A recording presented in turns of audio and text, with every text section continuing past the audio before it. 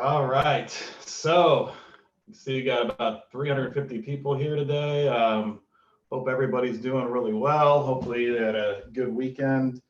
We're on to week two of this. So, talked to a few folks in the pre-lecture meeting there, just chatting. Um, First thing right off the bat, just so I can get it out of the way, we've been pretty free of Zoom bombings in this particular lecture.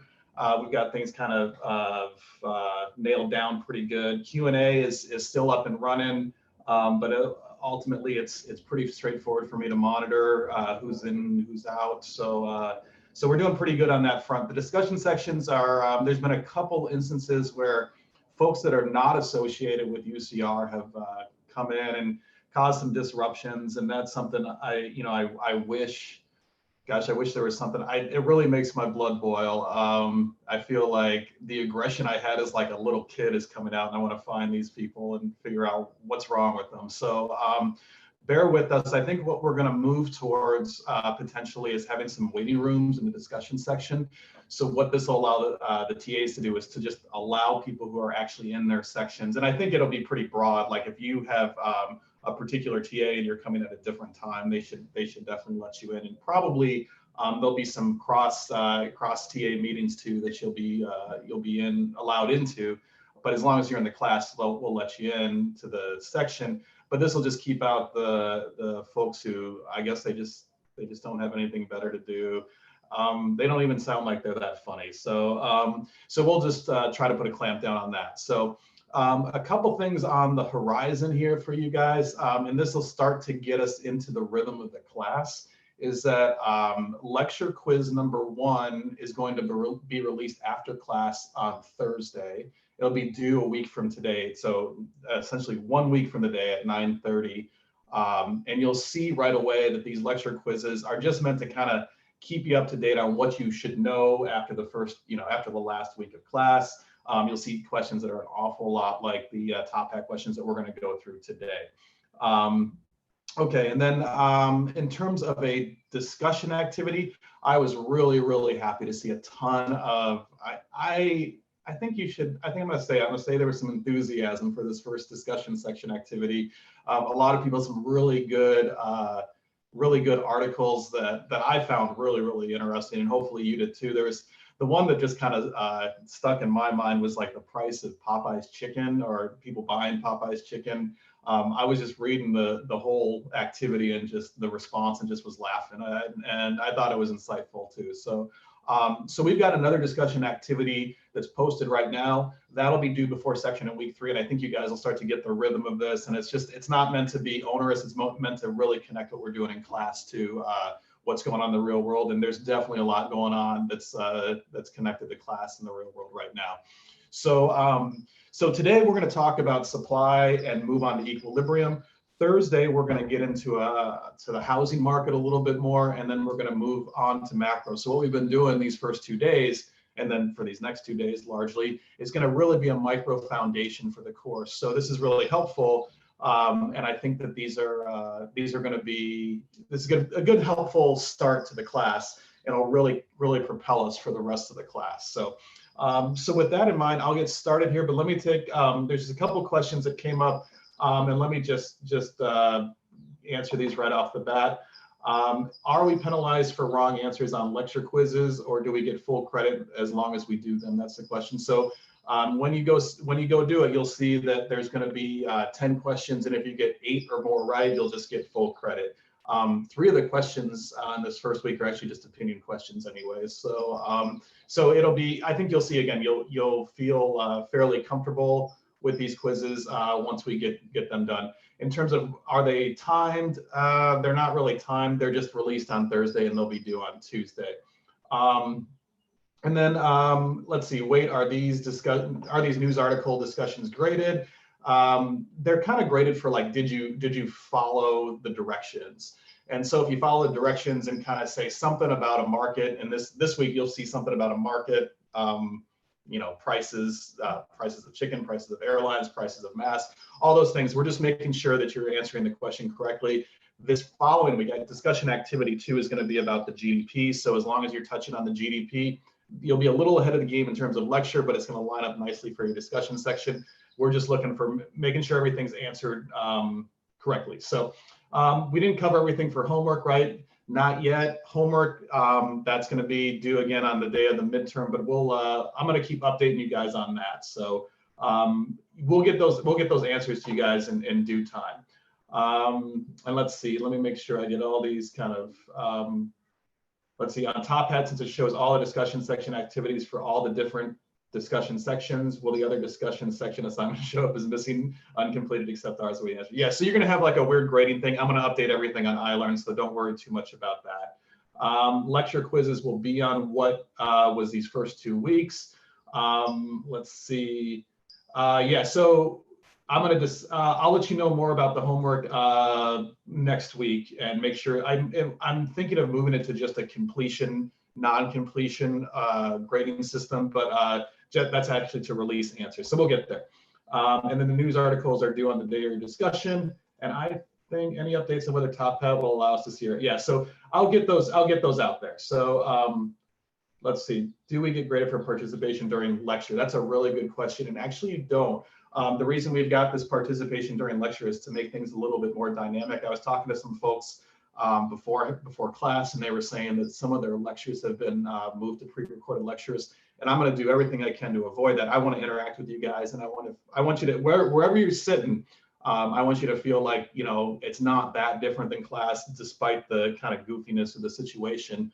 So, you know, doing things like answering questions on Top Hat, I think will help with that. So, all right, so in terms of lecture slides being posted on Top Hat, they're always going to be posted afterwards. I'm going to be posting PDFs of the lecture slides on iLearn before class, but as soon as probably the afternoon of each lecture, they'll be ready to go. So, but yeah, you can find PDFs on iLearn from beforehand. So, okay, so let me get started for the day. Let's, and I'll obviously periodically be looking at these questions. We got a lot of Top Hat questions today, and I think today is going to be a insightful day. I think things are going to start to come together. A lot of the questions you guys had about something like the gasoline market is going to really be clarified today. All right, so yeah, let's get rolling. Let's think back to where we ended class on Thursday, right? So it's kind of a long time ago, right? But we ended last class talking about quantity supplied. Okay, so we had spent a lot of the day talking about the demand curve, talking about shifts in the demand curve, things like that. But we ended class talking about quantity supplied, and we're going to define this, or denote this rather, as QS. Okay, and then when we thought about kind of what does it mean for something to have, what does it mean for quantity supply? What is the actual definition of this? Well, again, it's kind of the converse of the quantity demanded. We just got to put our firm hat on instead of the consumer hat. We got to think of ourselves as firms. And I had that example of kind of like digging for gas, digging for oil. And each foot that you go down, maybe you get another gallon of gas. So if you want 1,000 gallons of gasoline, you got to dig and dig and dig 1,000 feet. So then you think about, well, if you're a firm, you got to think about what's going to make you willing and able to go down an extra foot if it's going to be really, really costly, right? And that has a lot to do with the price. So when we think about the quantity supplied, we ended last class by defining this as the amount a firm is willing and able, right? Willing and able to produce given a price level. Okay, so if we think about a certain price, saying, okay, the price of gasoline, I think it's, you know, in California, it's down to under $3 a gallon. That's going to reduce the amount that firms want to produce gasoline. They're going to dig a little less. They don't want to put as much effort into getting the gas because the return isn't quite so high. As that price goes up, they're going to be more willing and able to dig lower and lower and get more gasoline. Okay, so this is where we ended last class. But really, when we think about kind of the route that we took for the demand curve, right? We said, well, we don't want to just have, you know, this definition. We also need some more information. We need to go ahead and look at a supply schedule, right? So just like we had a demand schedule, we want to have a supply schedule that's going to tell us what are the combinations, right? The combos of quantity supplied and price, right? So this is going to tell us, right, at each particular price level, how much is a firm willing and able to produce, right? And we can see this change over the price level of in this case, a gallon of gasoline, right? So let's go ahead and draw this out, and I'm going to make a table here, right? So here we go, this here. I'm going to draw this out with you guys.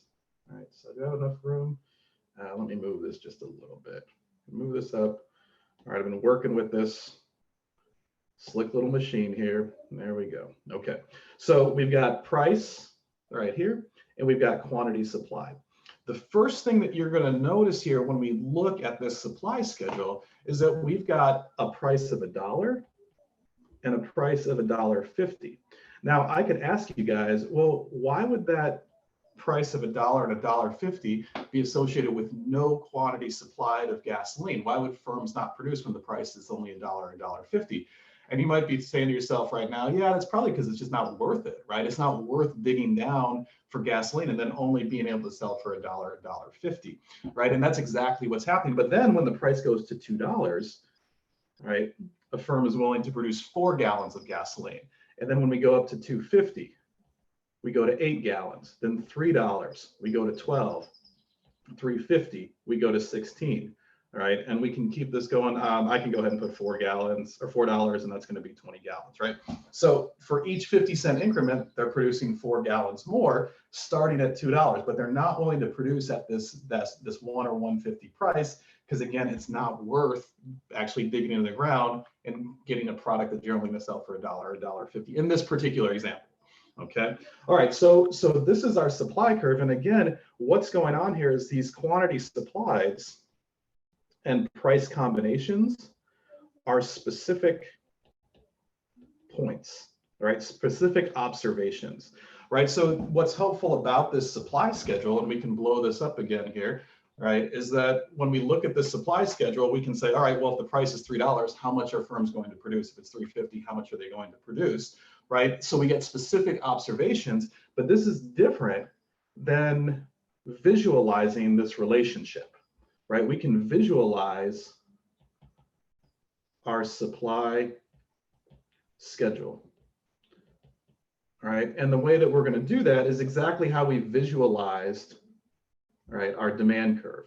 And we said, let's compare or relate those prices and those quantities, right, and quantity supply combinations, right? And we can say, well, we can start, there's $1, there's $2, there's $3, there's $4, right? And we know, looking at this supply schedule right here on the just to the left here, that when that price is $1, $1.50, we have no quantity supply. Firms are not willing to produce anything. But then when it gets to $2, firms are saying, okay, I'll enter the market now. I'll dig for gasoline. I'll produce 4 gallons.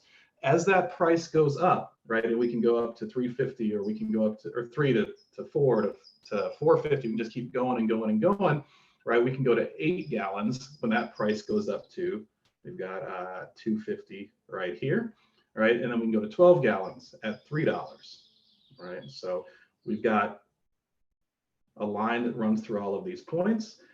And what is this line called? Well, it's not surprising. There's nothing fancy about this. This is just simply the supply curve, right? So this supply curve, and we can kind of have this down below here, our supply curve is all the combinations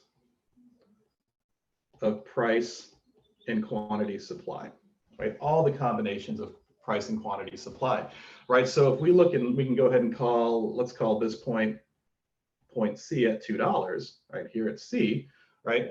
When the price is $2, produce 4 gallons. When that price goes up to $3, right? We just move along this curve and we're going to be up at 12 gallons, right? And so we're seeing all of these combinations all with this kind of one big shot.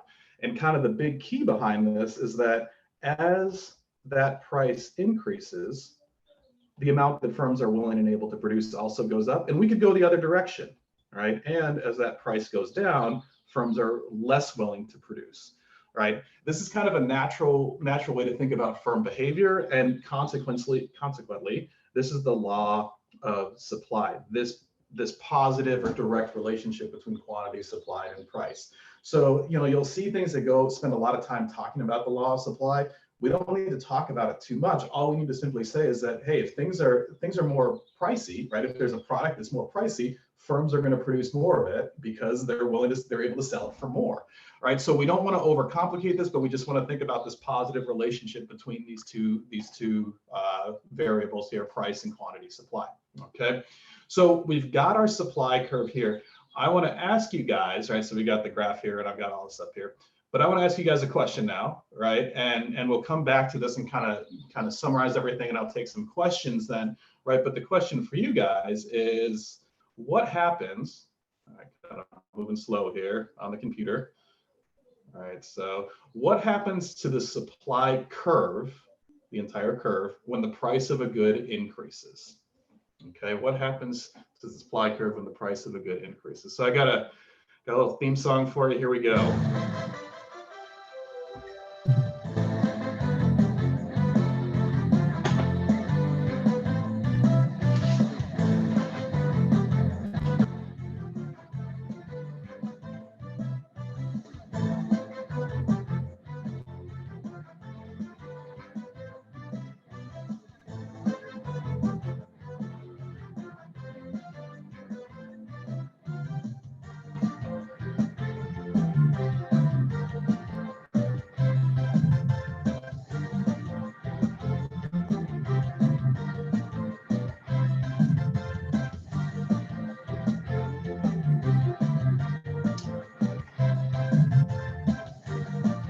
All right, another 5 seconds here. Let's see if we can get this. All right, so let's see the responses first.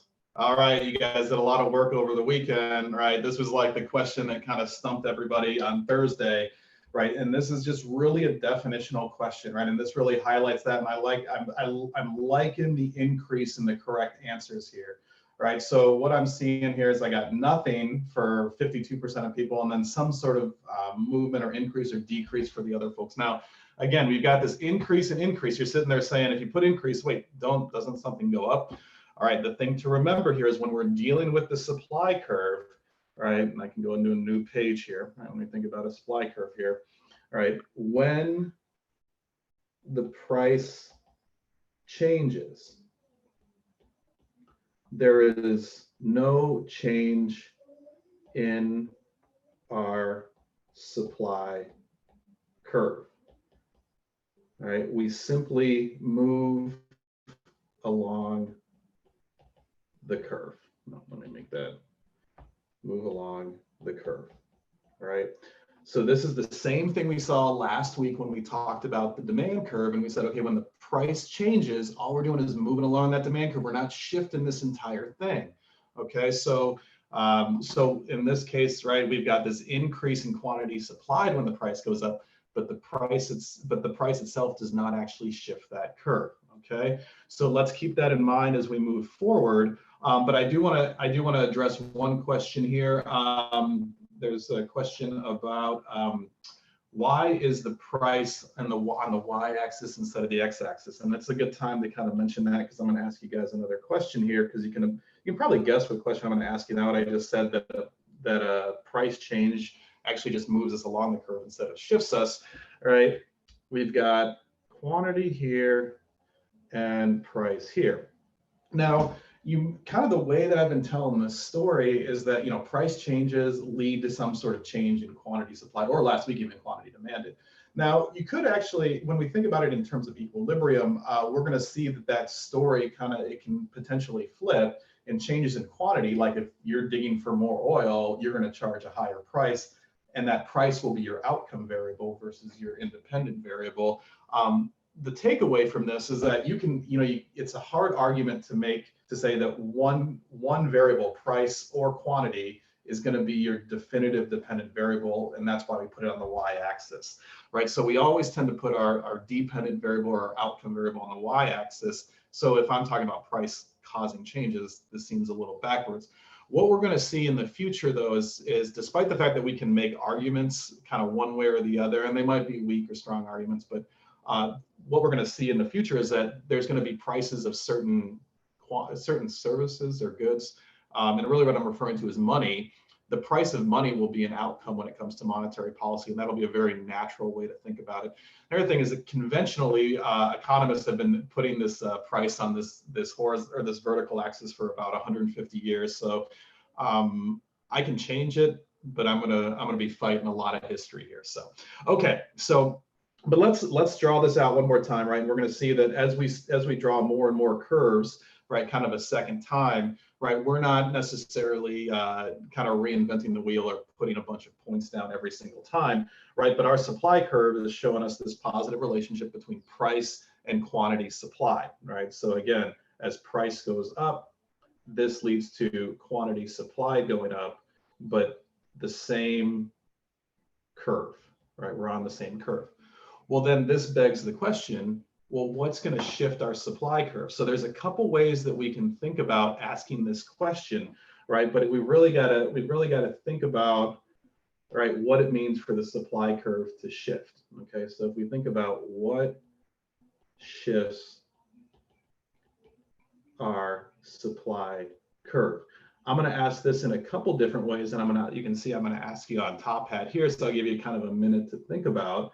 Right, but one way to ask this, and you see it up here on top, that is, other than price, why would oil producers dig for more oil in a given month that isn't the price, right? So they're digging more, digging less, right? They're creating more gasoline, right? Why is this happening? Why could this happen other than price? Okay, so I can also ask this again in a slightly different way.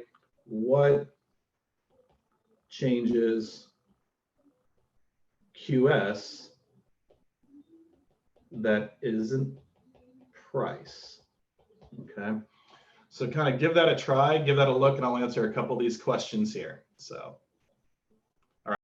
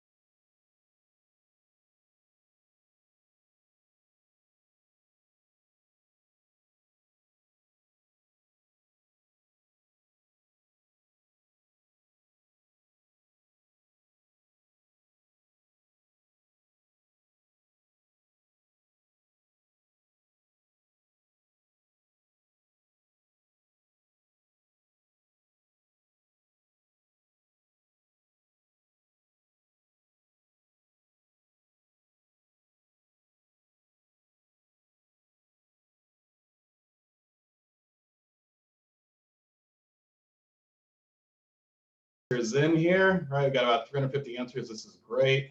All right, and let's see what's going to shift this supply curve here. So let's look at these responses here.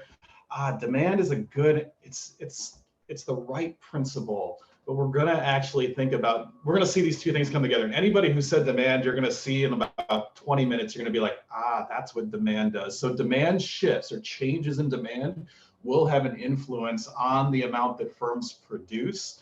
But what you're going to see is that this is actually driven through prices. So it's going to be real. So you're going to see this all come together. But I like the spirit of the answer, so don't move away from it. But I want you to kind of see how something like technology, weather. Yeah, see, so you folks got it who were saying, yeah, weather, he's playing Rain and Men. Yeah, so weather can play a role. Availability, war, yes.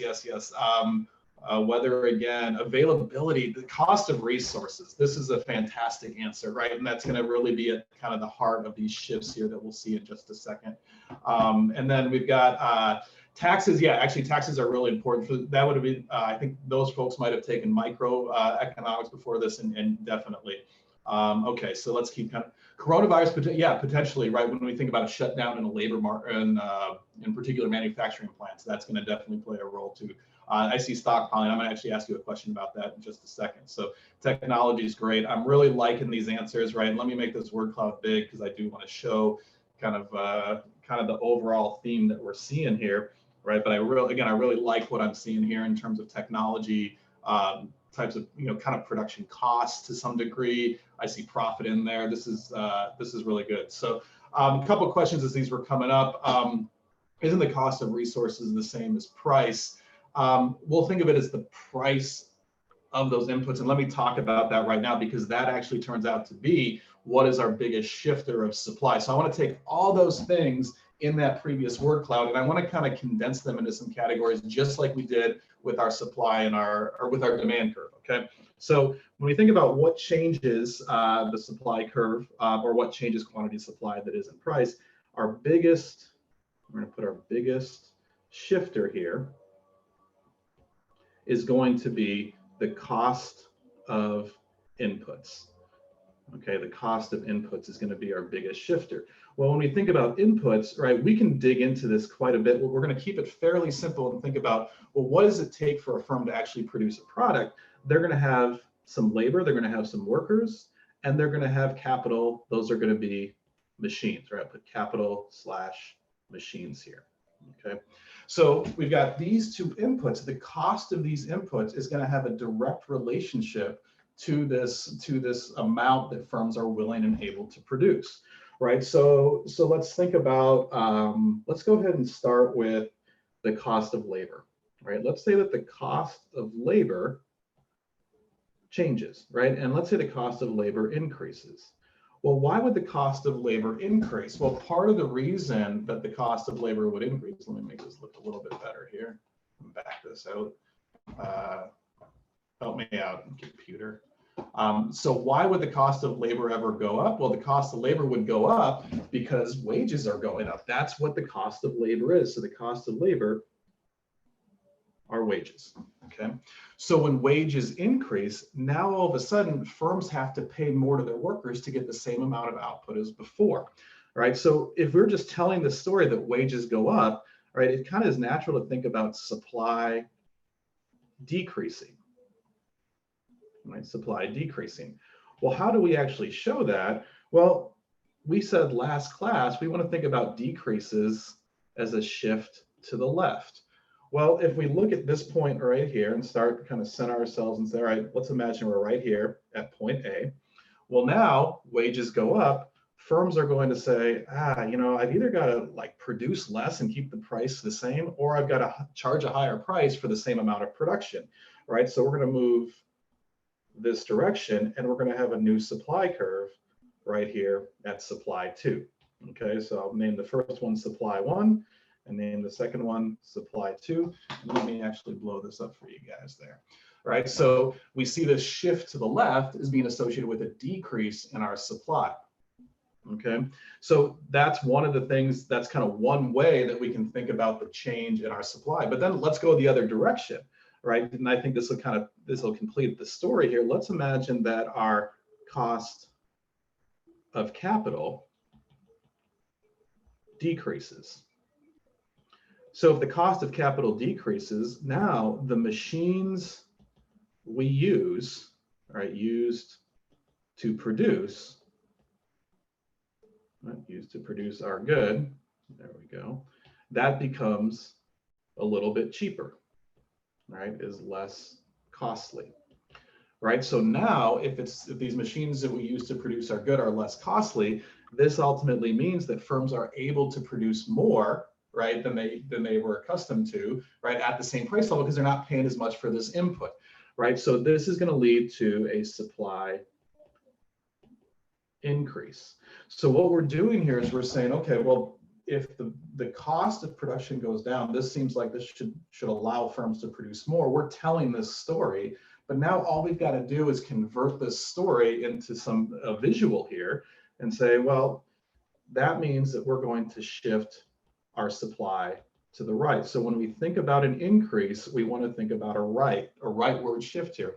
Now, when we're talking about that, again, all we have to do is say, well, either the firm they can produce the same amount and they won't have to charge as much. They're willing and able to produce the same amount for a lower price, or they're going to increase their production and shift this thing to the right. Okay, so we think about supply 3 moving us to the right. So we've got an increase moving us to the right, and then we've got a decrease moving us to the left here. Okay, so we see decrease, we want to shift left here. Okay, so let's see here. Any questions? Okay, so I see a couple questions. I answered a couple questions on this. Are the graph lines always linear, or can they be more curved? You can draw these ultimately however you want right now, but if you want to tell certain stories in terms of how the firms produce, do they increase quantity at the same rate for each price level increase? Well, if that's the case, then you would have a linear curve. You might imagine though that some firms, right, and I don't want to get too much into this because I'm going to erase, don't draw this on your graph. I promise I'm going to erase it in just a second. But you could imagine that firms are saying, oh, I'm going to increase my production as price goes up. But there comes a certain level, right, where you're saying, my capacity is so, it's kind of limited here. If I'm going to produce more, that price has got to be really, really, really high. And you might see that thing start to curve upwards and be a little bit more vertical. Now, I'm not going to get into that too much. That's, again, kind of a micro world there. But it's definitely something to think about, that elasticity of your supply, just like your elasticity of demand, kind of how you respond to price changes is a really, really interesting topic and concept, okay? All right, so these are two biggest shifters, right? Or kind of this like the category of biggest shifters, and I can highlight that there, right? Your biggest shifter is going to be these cost of inputs. Now, we've got a bunch of stuff when we look back, to our word cloud here, and I'm going to do this right here.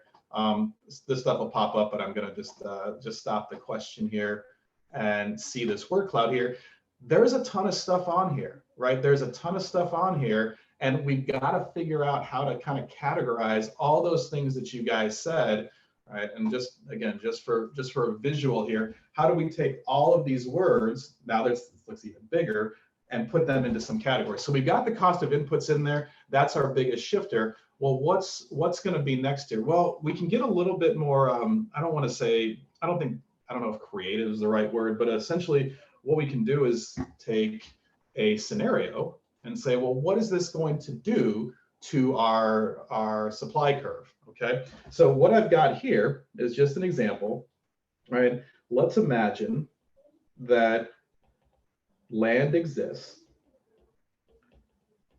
with oil, okay? And so then that land happens to be land that suddenly becomes popular with tourists. Like people want to go hiking on this land. Like it's very rocky land that like mountain climbers and rock climbers and hikers all like, right? And so this land, right, becomes a tourist attraction, right? This land becomes a tourist attraction, right? So if you own this land, you're looking at this land and saying, oh, I could either dig for oil or I could turn this into a tourist attraction. Now, regardless of what some owners do, right? Some owners are just going to say, I'm going to always drill for oil. I don't care about the tourist attraction. But you're not going to have a increase in the amount of people drilling for oil if they're suddenly on land that becomes a tourist attraction, right? So we'd say that some landowners stop drilling for oil, right? And then what is this going to do, right? Once we tell this story here, what we would say is that we'd say that the supply decreases. Okay, so again, notice what I'm doing here is I don't have necessarily like a blanket statement here that says, okay, we're suddenly just going to decrease supply at every single point here, or every single scenario. We're just saying, look, this is a particular scenario where land becomes more valuable for something else other than what you were using it for. This is going to cause a supply decrease, right? So again, just to get us comfortable with drawing this, all right, we can quickly draw a price. We got price, we got quantity. For those of you wondering about linear curves, now I can just use the straight line here and just say, okay, here's supply one. When this land becomes more valuable for something else, right, I can go ahead and I can move this to the left here because supply is going down, right? So we go from supply one to supply two. This is going to be a shift left, okay, a shift to the left. Okay, a couple of questions along these lines. What does the arrow mean again when it goes to the right in respect to the arrow pointing down again? Again, this is kind of just saying they're the same movement, right? So when we shift left, right? We're kind of pushing that entire supply curve that direction to the left, right? It just happens to be above where that original supply curve is, but that's going to get you backwards when you start thinking about decreases and ups and downs. That's why I want you thinking about this decrease as a shift to the left, right? So the other thing that we can incorporate here, and we want to talk about is technology. That was one of the big things that popped up, right? So if technology improves, what does that mean? Well, if technology improves, the way that we can think about technology is that our capital produces more, right? So each machine is actually more productive than your old machine. Kind of this new technology allows you to produce more for the same number of machines, right? So what is this going to do? Well, our story is telling us, right, that this would increase supply.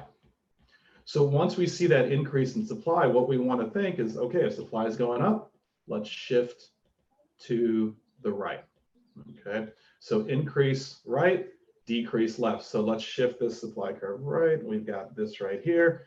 There's supply 3, there's that arrow to the right. So again, kind of back to that point where what does it mean when the arrow goes to the right or going down? That's just saying, look, we're kind of moving that direction completely, just kind of pushing that supply curve to the right, okay?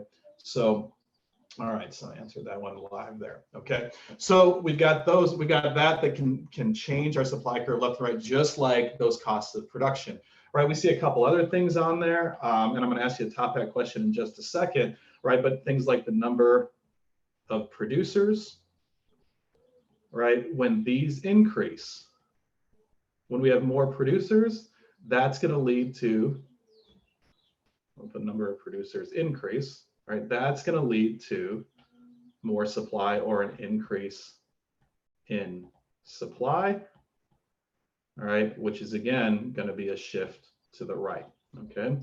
But then let's take a moment and just talk about future prices, all right, future prices here, and let's start to put on the hat of a producer, okay? So we talked a little bit about this last class when we were talking about consumers, but let me ask you a question and then let's get at this. What happens when future prices change if you're a firm? So I want you to think about yourself as producing a good, and then you find out that next year that good will be priced higher, right? You have this kind of inclination that next year, if I sell that good, it's going to be a higher price. What's going to happen to the market today, okay? So gasoline companies believe that next year, right, we've got gas that's going to be higher than it is today. What's going to happen to the market for gasoline today? Okay, what's going to happen to the market for gasoline today?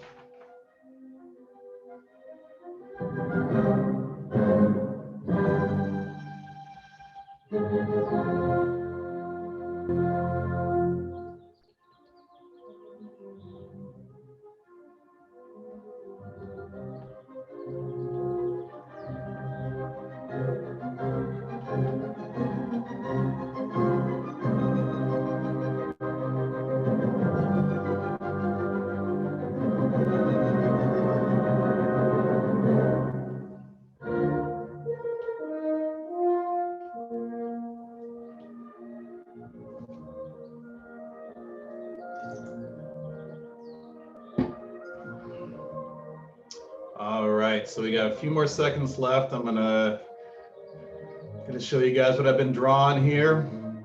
All right, we've got whenever you see questions like this, I want you guys to just kind of center yourself with a new supply curve here. All right, and just say, okay, so my question is about what's going to happen to this supply curve today when future prices are going to go up. Okay, so the responses we've got here, boy, we are kind of tight across. This is good. This is good. So it turns out that we're going to have a decrease in the supply curve. So those of you who said a decrease in quantity supplied, you're on the right track. Okay, so this is not this is a subset of the correct answer. So don't sit there and say, oh my gosh, I can't believe I got this wrong, or there's something kind of messed up. Right now, that's not necessarily the case. So what we're going to do here is kind of walk through this and say, okay, when the future prices increase, let's imagine that we're right here at point A. Okay.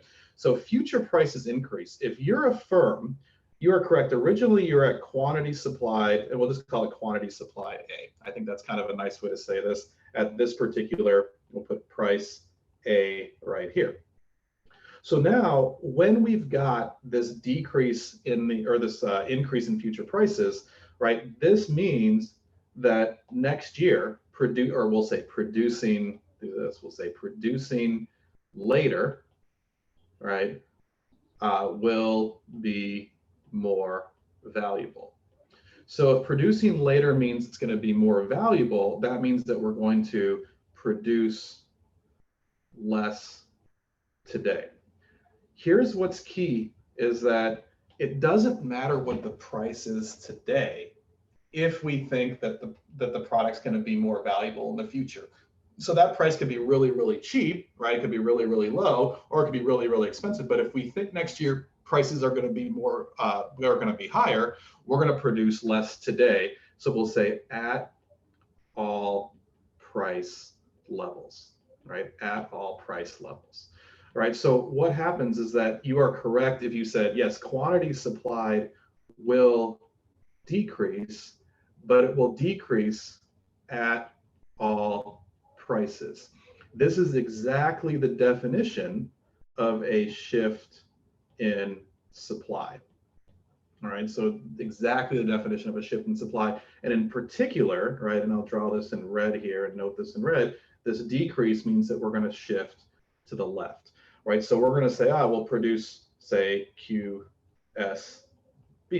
right there, right? So we could put that as point B. But also, right, if we're thinking about if the price was up here, right, at a higher price, we'll call it PC, right? We're gonna still shift that curve to the left. So there's going to be a decrease in the quantity supplied at all price levels, which is exactly what a decrease in the supply is. So now we have a new supply curve that looks like this. We're here at S2. There's our shift to the left, okay? So this is a nuance, this is a little weird, but I want you to think about that answer B that a lot of you folks put, right? You're in the right spirit, you're in the right frame of mind. I want you to just think of that's the subset. That's just one point, right, that could occur, but this is happening for all price levels, so we're gonna have this entire shift, right? So again, a little weird, right? A little weird, but it's something that I think is important to just distinguish there. So, okay. So I think this kind of puts kind of a cap on this supply curve or this discussion about supply curves. Just a couple questions that I can address here. What happens when supply and demand intersect? I think somebody's looked at my notes and knows what's coming next. Oh, and I should put this video on too. And then what if it's technology like electric cars? Yeah, so this is a good question. So when it comes to electric cars, there's a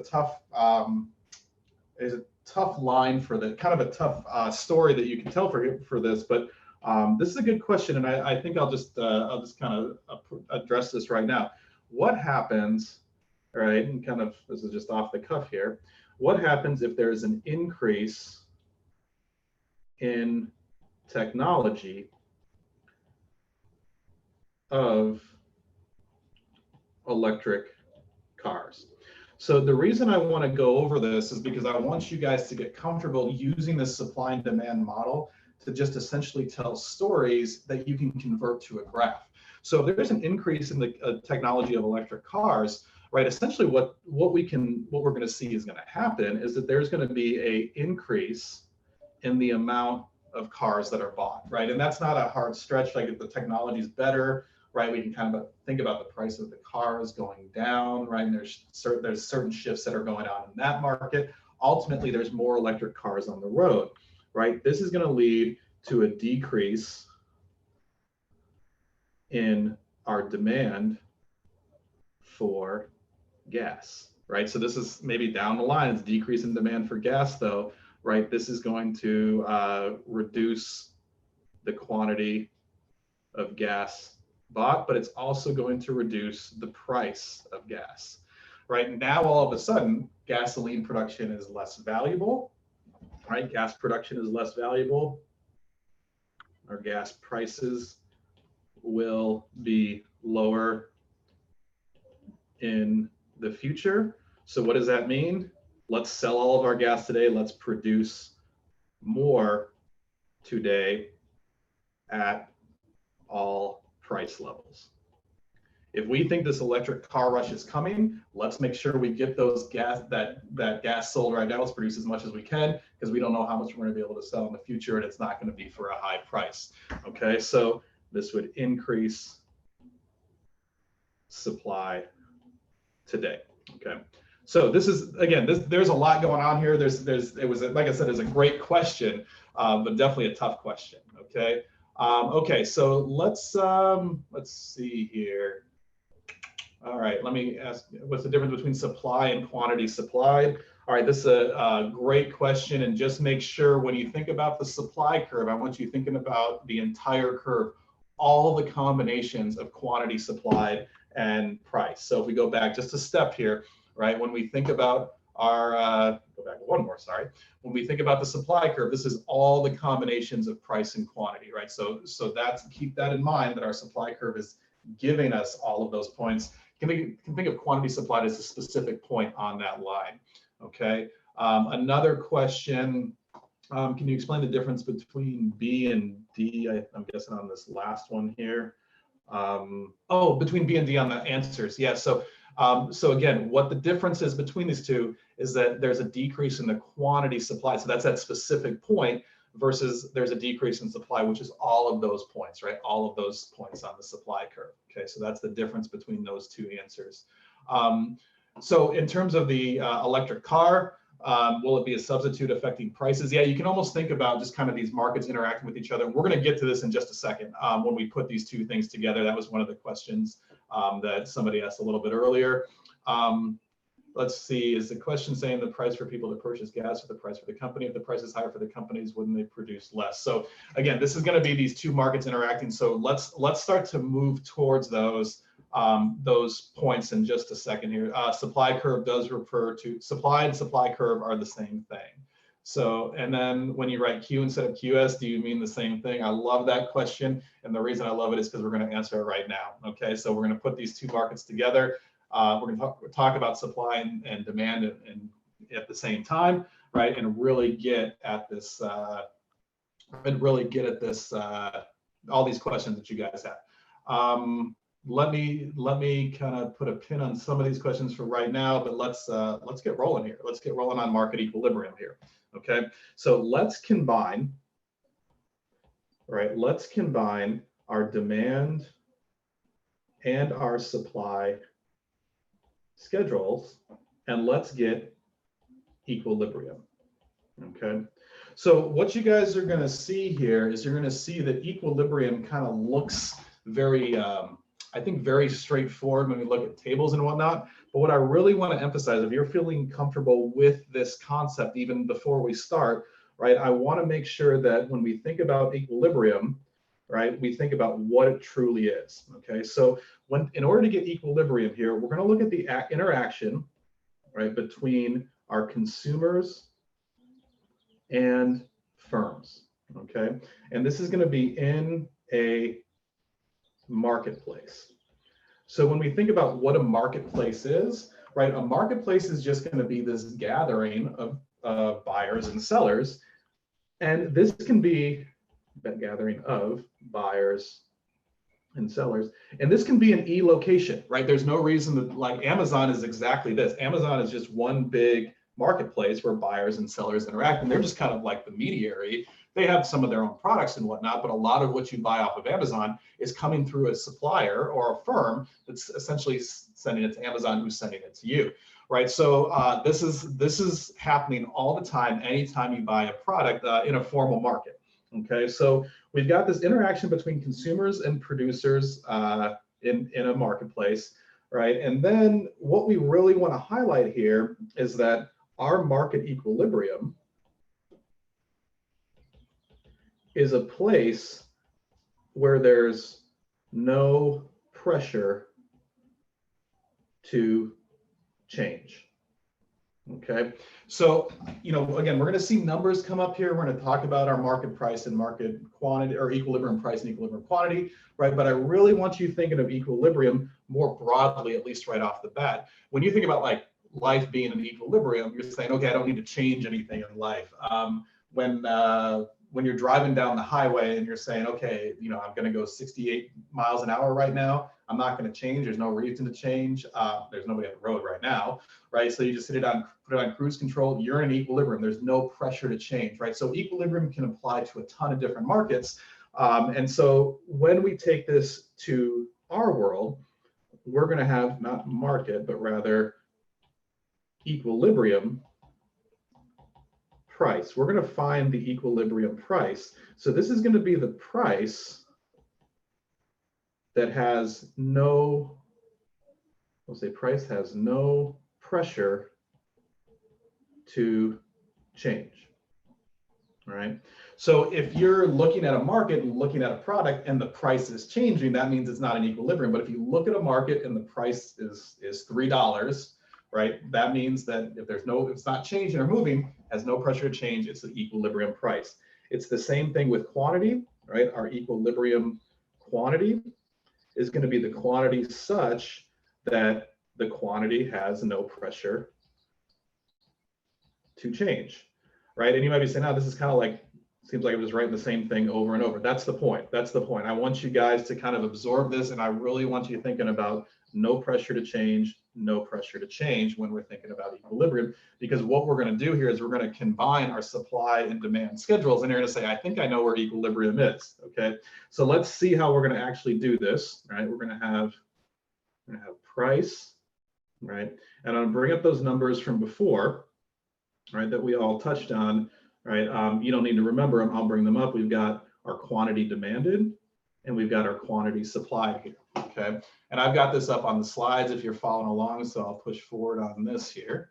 Right, and we can go ahead and recalculate or re-enter all of these price and these quantity combinations. So we got 1, we've got 150, we've got 2, we've got 250, 3, 350. And I go all the way up to 450 here. Okay, so what do we have on that first schedule when we were looking at our demand schedule? I've got QD. Okay, so when we were looking at our demand schedule, right, we started with 20 gallons on that $1 price.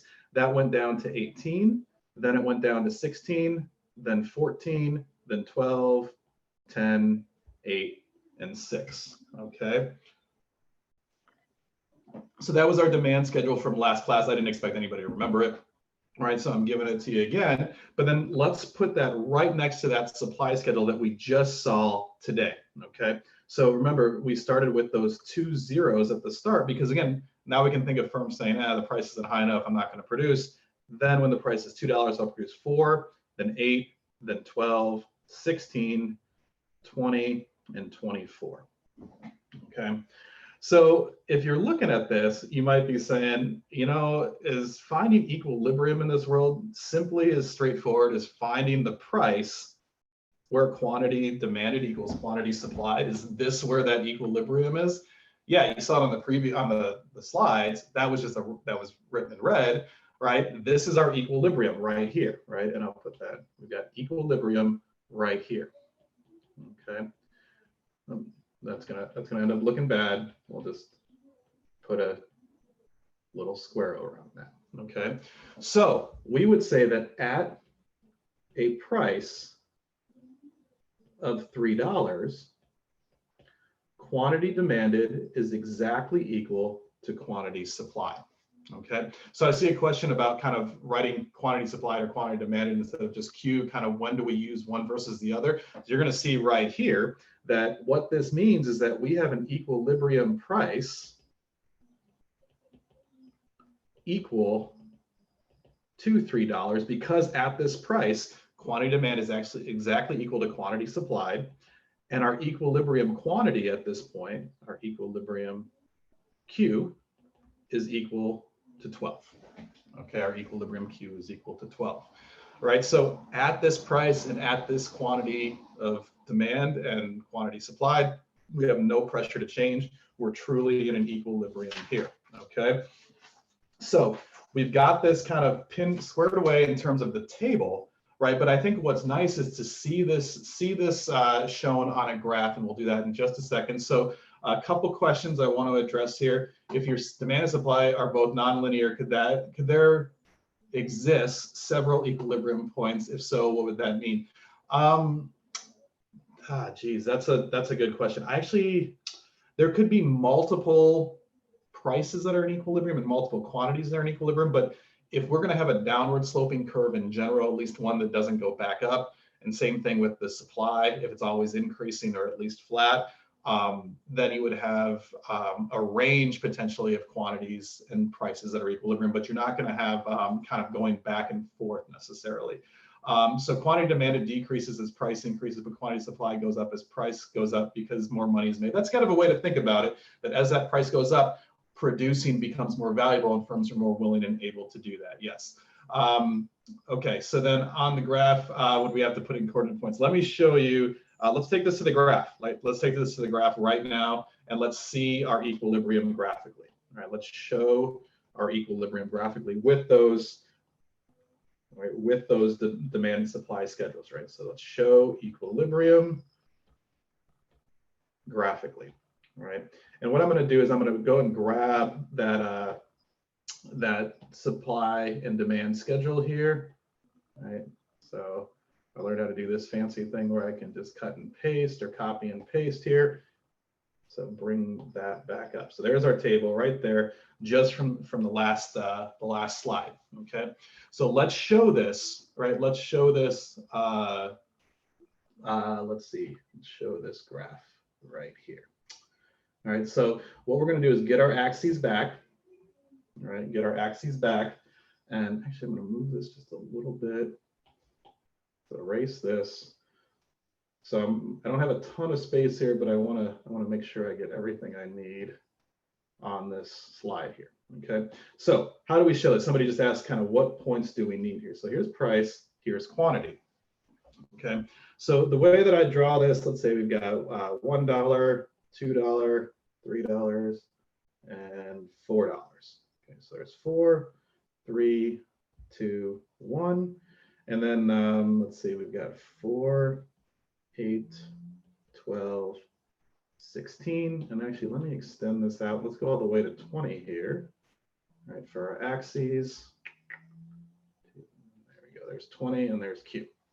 Okay, so that quantity there, right, is just 4, 8, 12, 16, 20. That kind of lines up nicely with what we got here. And then our prices are going from 1, 2, 3, and 4. So let me start with supply because that doesn't start happening until a price of 2. So we go $2, we're going to produce 4 at $2.50. We're going to produce 8, and then at 3 we're going to produce 12, right? And then I can go ahead and just draw a line through all these because we've got the same increase in price for each quantity. There's my supply right there.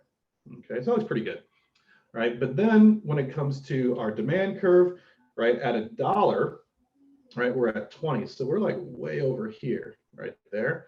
All right, but the other thing I know, if I kind of look down and I look at that equilibrium and say, you know, if I get to $3, boy, I'm going to be right here, kind of at this point right here that I'm making a little bit bigger. My demand curve should go right through that point there. So I'm going to start here at 20 and draw this. And there we go. Right. So you can see one of the questions on the previous slide there, previous iteration of questions was like, wait, so how many points do we need to make? I think it's kind of nice to have like a couple points to ground you, but kind of your biggest point is right here at E, at this equilibrium. Okay. So nothing fancy going on, nothing crazy. And, you know, if you haven't taken econ before, you know, if I could have walked in on the first day and said, okay, where's the equilibrium? And he would have said, yeah, probably where those two lines cross, and you'd be 100% right.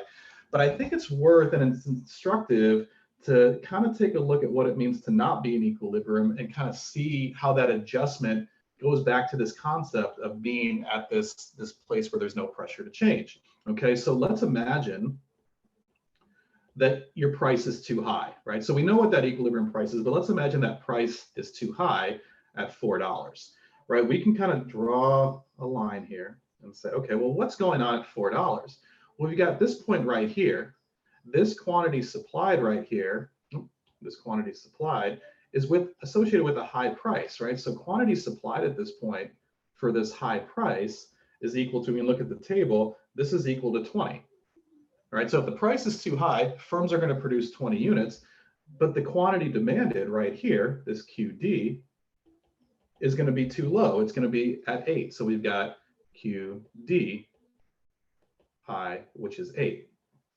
So often when I've got you guys in class, what I'll say is, all right, well, we've got quantity supplied greater than quantity demanded. Well, what does this mean? This means that firms are producing too much, right? Consumers aren't buying enough. We're left with a surplus, right? So this distance right here is a surplus, okay? How big is that surplus? We can actually quantify that and say quantity supplied minus quantity demanded, right? That 20 gallons that are produced minus 8 that are bought, we've got a surplus of 12 gallons. So you could imagine a firm is saying, all right, well, price is really high. I've got this 20 gallons, these 20 gallons sitting around, but there's only 8 gallons that are being bought. I don't want to have this extra line around. That means that there is pressure for price to go down. There's this pressure to change. As this price goes down, what happens? We move along both our supply and demand curve, right? And we're going to push towards that equilibrium price just naturally, right? So we move along supply and demand, right? And we reduce that surplus, right? But the big takeaway is that, and you guys kind of knew this coming in, but really kind of contextualizing this is saying when that price is too high, we've got a surplus, that's going to push that price down. There's extra stuff lying around, right? And that's going to move us closer to that equilibrium. That's going to reduce that surplus, right? If we go the other direction, right, what we can do is just say, let's imagine that that price is too low now, right? Let's imagine that we've got a price low equal to, let's do $2.50 here. All right, let's do $2.50 here. So I'll do it right in the middle here, right? So at this price of $2.50, what's going on? You can kind of give yourself a test here, right? If the price is below what we think equilibrium price should be, there should be too many people out there buying the good and not enough of that good being produced. So if we go to quantity demanded at that low price, we can go right here. This is QD low, right? Well, that's associated with 14 gallons that consumers want to buy, right? But if we go to this quantity supplied graph, or curve rather, right, this quantity supplied low, well, that's not high enough. QS low, this is equal to 8, right? So we've got consumers wanting to buy 14 gallons, but there's only 8 gallons that are being produced, right? So quantity demand is greater than quantity supply. Again, I could ask you guys what this is called, and if you've taken micro, you're probably saying to yourself, oh, this is just that shortage. There's a shortage of a product, a shortage of gasoline. Yeah, that's exactly what this is, right? We've got a shortage. And again, we can quantify this and say quantity demanded minus quantity supplied. Well, this is 14 minus 8. This is just 6, right?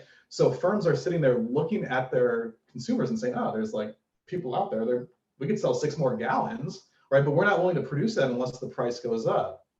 Let's increase that price, right? There's this pressure for price to increase, right? And as that happens, that increase in price moves us closer to, we move along our supply and demand, and we're getting closer and closer to that equilibrium price, right? We're reducing that shortage, getting closer towards equilibrium E, right? And then just, again, kind of for completeness, it's a little bit redundant, but we can say, all right, well then at a price equal to $3, our quantity supplied is equal to our quantity demanded. This is exactly equal to 12, right? There's no shortage. There's no surplus. There is no pressure to change, right? If we've got no pressure to change, this is our equilibrium here, okay? So as we move forward, right, this is kind of really beating up kind of this idea of what it means to be in equilibrium, right? We're not going to have all of our graphs look like this, right? There's just so much going on here, but this is a really important equilibrium graph, right?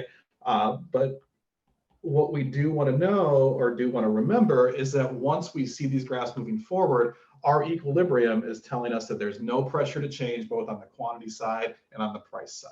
Okay, so that's our equilibrium. So a couple of questions here. So if everything else is held constant, quantity demanded and quantity supplied have a tendency to move to equilibrium. I don't want to get too excited about this question, but it's a heartwarming question. And the reason it is because this is exactly what Adam Smith, one of the founding fathers of economics, said when he said there's an invisible hand that moves us towards equilibrium. This is not the government intervening. These are not people or firms being malicious. This is just saying, hey, we've got like too much production. Let's reduce the price. Or, hey, there's a bunch of people lined about the door. If we raise the price, we'll be able to produce more and there'll probably be fewer people lined about the door. And we'll reach that equilibrium here at E, right? And that's where we want to be, right? That is a fantastic question, a fantastic point.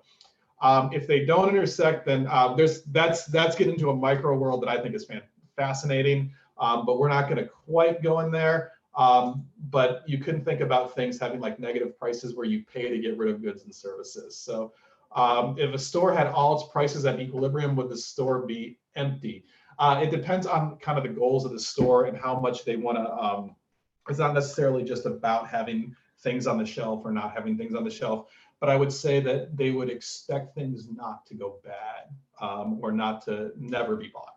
I think it would be the answer to that. That's a tough question though. There's a lot that goes into that question. Again, kind of getting into that micro world. Okay. However, though, right, let's go back, right? We kind of, I don't want to say we lost track of what our goal was here, but remember our goal was to explain gas price fluctuations. Okay, so I'm going to ask you a couple questions here. All right, we're going to go back to Top Hat a little bit, so we kind of moved away from that a little bit, and I think that's fine. But we want to get back to kind of showing what we know about this concept here. And so let's start. All right, let's start at an equilibrium in the gasoline market. Right, in the gas market. Now, what you'll see here is we're not going to dig into the numbers like with too much detail. Right, we could, that's fine, but ultimately what we want to show is how is this market changing over time.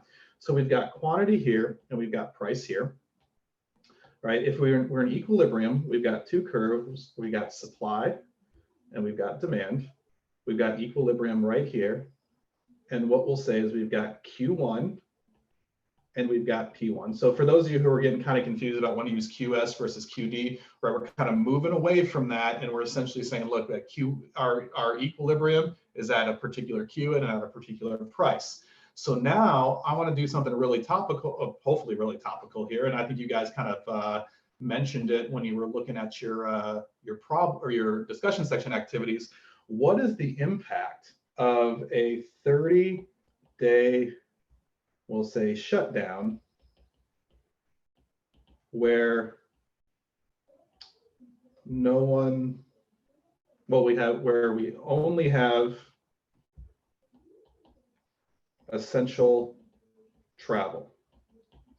All right, so we're in a world where we only have essential travel. What's going to happen to the gasoline market? Okay, what's going to happen to the gasoline market?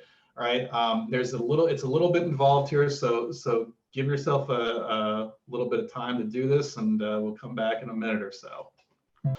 We've got kind of spread out here. So we've got a lockdown for 30 days, right? So what we want to do is keep kind of the question contained here, right? So we've got a 30-day shutdown where we only have essential travel. A lot of you guys are thinking, wait, what about the other like production of gasoline? We're going to talk about that in just a second. Right now, I just want to isolate what's happening as a result of this lockdown. Right, so when we see what the correct answer is, we got about 50% of you getting it right, and I think a lot of people are on the right track. Let's figure out how we want to approach this, right? And again, not get ourselves kind of, not get too ahead of ourselves, I think is maybe the best way to say this. So if we've only got essential travel, what we have is we have fewer consumers of gasoline.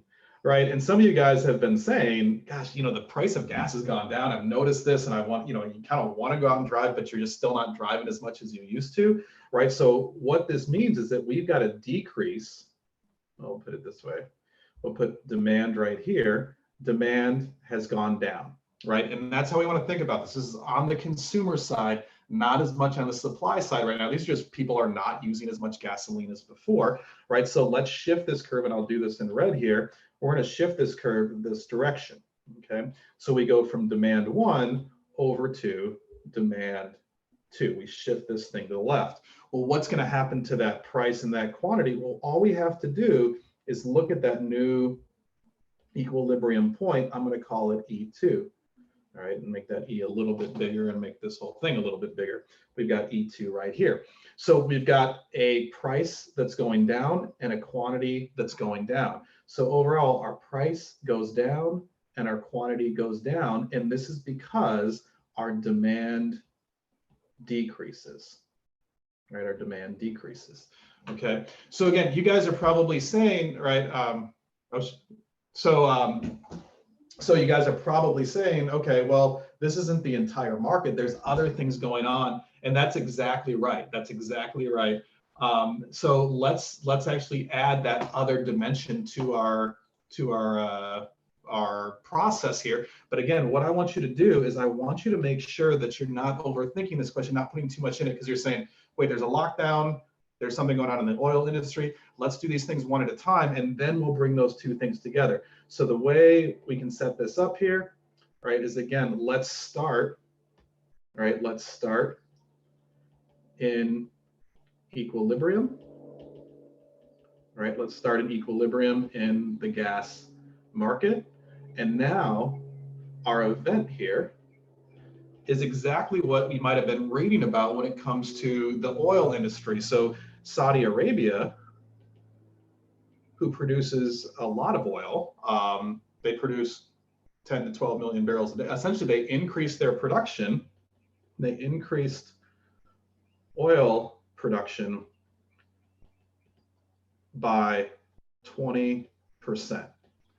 Okay, so given that, what does that mean about the gasoline market? So I've got kind of the oil production in Saudi Arabia going up right here. This is, you can see kind of a big jump here starting in February, March, right? What's going to happen to the gasoline market as a result of this? What's going to happen to equilibrium price, equilibrium quantity? Okay, so let's get this thing started. Let's get this thing rolling. All right, we'll come back in about a minute here.